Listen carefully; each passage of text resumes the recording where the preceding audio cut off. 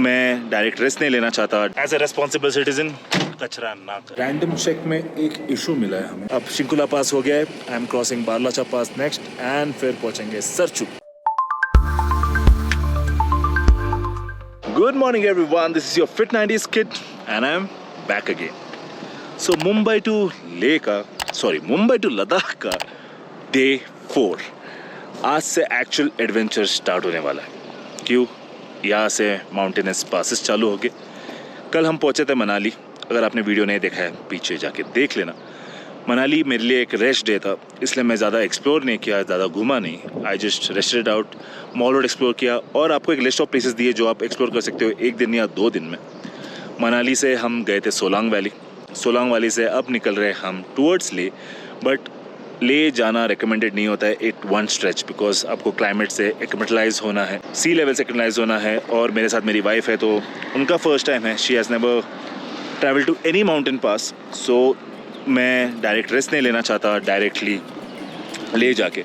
सो हम आज जिस्पा या सरचू पे रुकेंगे और जाएंगे उस तरफ। So let's start the trip.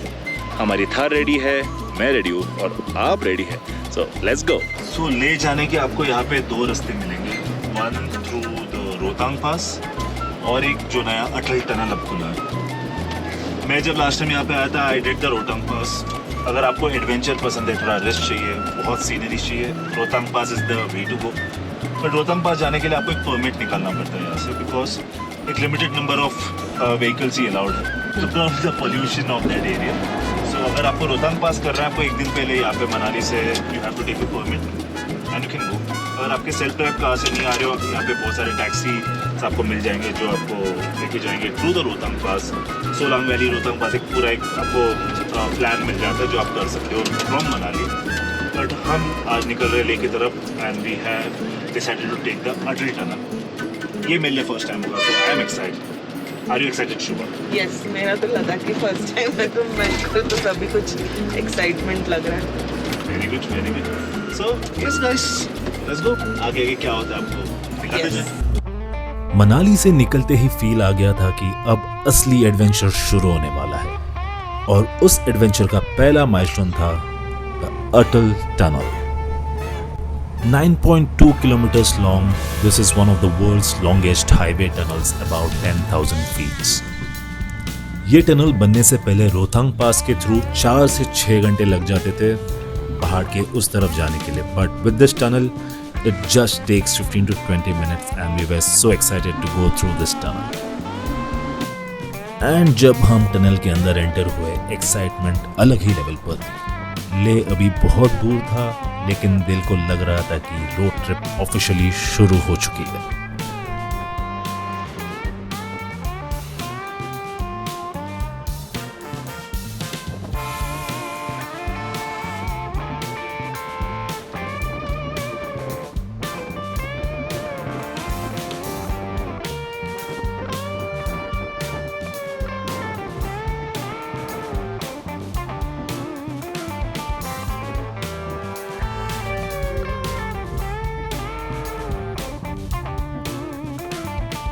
Finally out of the longest tunnel bro.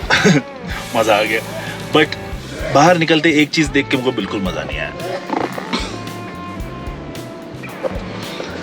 Guys, be a responsible tourist यार, बी अ रेस्पॉन्सिबल टूरिस्ट। अपना ही देश है, अपना ही ब्यूटीफुल जगह है, बट पीछे तो और बहुत था। मैं जानबूझ के गाड़ी रुका के ये दिखाने के लिए वीडियो बनाएगी यार।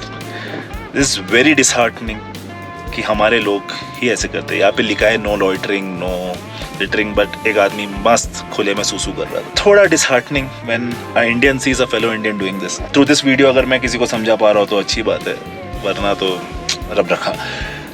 So yes, let's continue the journey. Let's go. So after crossing the Rohtang tunnel, आपको यहाँ पे एक डेवलपमेंट फीस देनी पड़ती है। जस्ट बाहर निकल के आपको एक ऑफिस मिलेगा जहाँ पे they will collect the fees, the development barrier fee. 2 wheelers के लिए 50 रुपीज़, कार के लिए 200 एंड SUV के लिए 300. So yeah, that's about it. So this development fees आपको एक रिसिप्ट मिलती है, भर देना चाहिए। This is for the good roads. But हाँ, as a responsible citizen, कचरा ना।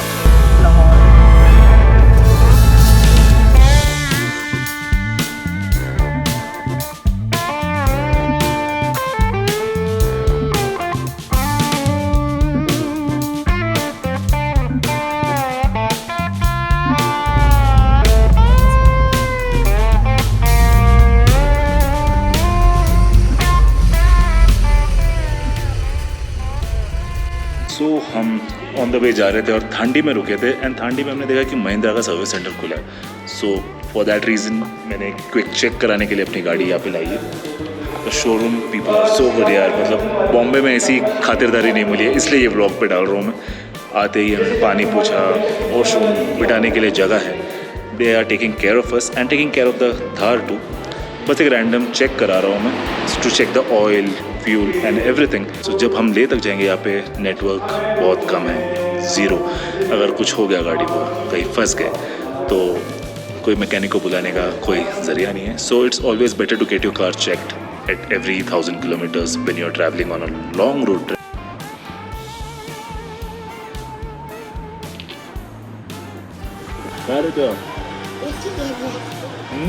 उसके पैर है, कैमरा के पैर. चल सो रहा भाई, अभी जगा दिया. हाय बोलो अभी. So, जब तक हमारी थार सर्विस हो रही है हम यहाँ पे लोकल क्यूजिन ट्राई कर रहे हैं. So what are you having sugar? I'm having my favorite momos. And I am having the famous Ladakhi thukpa. हाँ, बाय द वे ये बोलना भूल गया कि हमने सरचू पे एक स्टे बुक किया है, दौरजे कैंप्स. एक बार वहाँ जाएंगे, वो चेक करेंगे, अच्छा लगा तो वहाँ पे स्टे करेंगे और आपको सब डिटेल्स बता देंगे कि कितना क्या कॉस्ट है और क्या क्या मिलता है उसमें. रैंडम चेक में एक इशू मिला है हमें. मुझे सुबह लग रहा था थोड़ा पिकअप कम है, मेरे को लगा ये हाई ऑल्टीट्यूड की वजह से, बट चेक करके पता चला कि डीजल में थोड़ा सा कचरा घुस चुका है. एंड ये कई लोकल पेट्रोल पंप से जब फ्यूल भरा था तब हो सकता है, और वो ही हुआ है. इसलिए अब हम पूरा डीजल उतार रहे हैं, सब निकाल रहे हैं, फ़िल्टर आउट करके जितना भी डीजल बचेगा उसको वापस रिफ़िल करके जाएंगे. इसकी वजह से बहुत टाइम लग रहा है. अब पता नहीं कि सरचू पहुंच पाऊँ कि नहीं आज.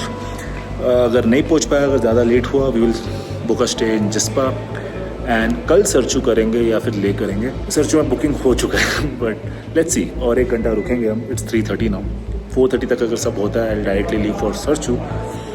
If not then we will book a stay in Jispa and Sarchu का हम कल देखेंगे. So finally done. Diesel filter change. छोटा सा काम था, बस डीजल फिल्टर को आने में टाइम लग गया and it took us a lot of time. It's almost 6 o'clock now. Sarchu जाना बनता तो नहीं है, बट वो बुकिंग जिसके साथ किया है दे हैव टोल्ड कि वो बुकिंग कैंसिल नहीं कर सकते, उनका नुकसान होगा. सो हम ट्राई करेंगे कि जल्दी पहुंच जाए. अकॉर्डिंग टू द ETA हमको 8:30-9 बज जाएंगे सरचू पहुंचते. मोस्टली तो सब अंधेरा हो जाएगा. अगर बारलाचा देख नहीं पाए, कल वापस हम आ जाएंगे Baralacha. Not just to shoot for this lady. इस बंदे ने आज तक बर्फ नहीं देखा है लाइफ में. So I want her to experience Baralacha pass. वहाँ पे अच्छा खासा बर्फ होता है एंड मैंने मेरी लाइफ में सबसे पहले बार बर्फ बारलाचा पास में देखी 10 साल पहले, जब मैं सोलो ट्रिप करते हुए आया था यहाँ पे. So I want her to experience the same thing. So let's see what happens. Thar service करवाने के बाद सब कुछ परफेक्ट लग रहा था. The destination was clear and हम फुल कॉन्फिडेंस के साथ सरचू की तरफ बढ़ रहे थे.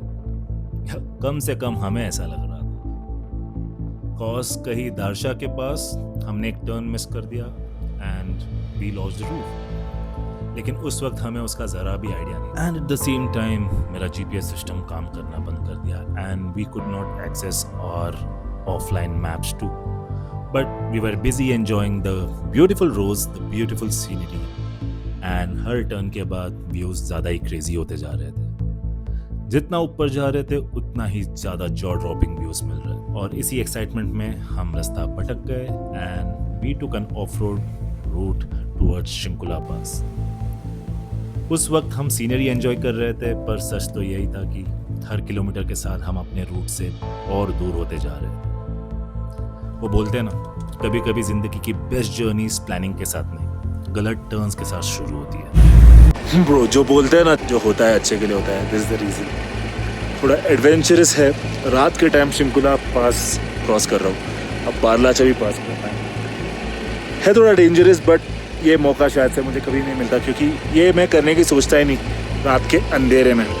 But look at the beauty यार. Oh fuck. बट ये एक एक्सपीरियंस करना बनता है. I am so happy. हाँ, ठंड लग रही है. अब चलता हूँ. अब शिंकुला पास हो गया है. I am crossing Baralacha pass next and फिर पहुँचेंगे सरचू.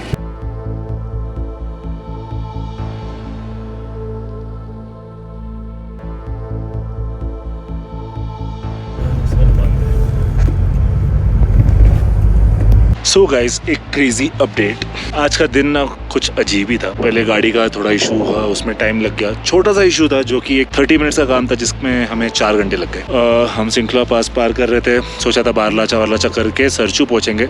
स्टे भी बुक हो चुका था अपना, बट एक टर्न मिस हो चुका है अपना एंड हम पहुंच चुके हैं अलग ही जगह। एंड ये विलेज का नाम क्या है मुझे अभी नहीं पता। हमें ज़ांस्कार वैली है, बट यहाँ पे एक छोटा सा विलेज है जहाँ पे हमने स्टे लिया। It's a home stay. यहाँ पे हमारे एक दोस्त भी बने। विनायक मैं भी ब्लॉग कर रहा हूँ काफी टाइम बाद। अराउंड 4-5 महीने बाद मेरा ब्लॉग आएगा। पता नहीं, बोलते ना जो होता है अच्छे के लिए होता है, शायद से ये भी कुछ अच्छे के लिए हो। तो बताऊंगा, मैं भी नीचे उतरते हुए देख रहा था कि यहाँ 2-3 गाड़ियाँ खड़ी हुई थी। पुलिस वालों ने मुझे गाइड किया कि यार आप यहाँ रुक जाओ, ठीक है। अब वो 2-3 गाड़ी हट चुकी है और अब आपकी गाड़ी आ चुकी है। तो मैं यही देख रहा था कि यार वो एक है ना डेस्टिनी होती है, डेस्टिनी होता है वो। सब डेस्टिनी। और हम ऐसे कनेक्ट हुए जैसे कि पुराने दोस्त हैं। हम बैठ के खाना खा रहे, बात कर रहे। अब देखते कल क्या होगा। कल अब जो रूट पे जो मैं आया हूँ, यहाँ से सरचू वर्चू नहीं आने वाला। यहाँ से आने वाला है पदुम। शायद से नसीब में लिखा था पदुम देखना, और इन भाई के साथ देखना। साथ में स्टे करेंगे मोस्ट प्रोबेबली। कल भी पदुम, और पदुम एक अच्छा सिटी है। पदुम अच्छा सिटी। आगे निकलेंगे फिर पदुम, फिर वहाँ से चलेंगे हम ले। सो let's see what happens and stay tuned guys. जो भी होगा बताते जाऊँ। आज की रात इन सितारों के नीचे एक बात समझ में आती है, सफर का मजा डेस्टिनेशन तक पहुंचने में नहीं, बल्कि उन कहानियों में है जो रास्ते में मिलती है। और हमारी कहानी अभी खत्म नहीं हुई है। मुंबई से ले का सफर जारी है। मिलते हैं नेक्स्ट एपिसोड में।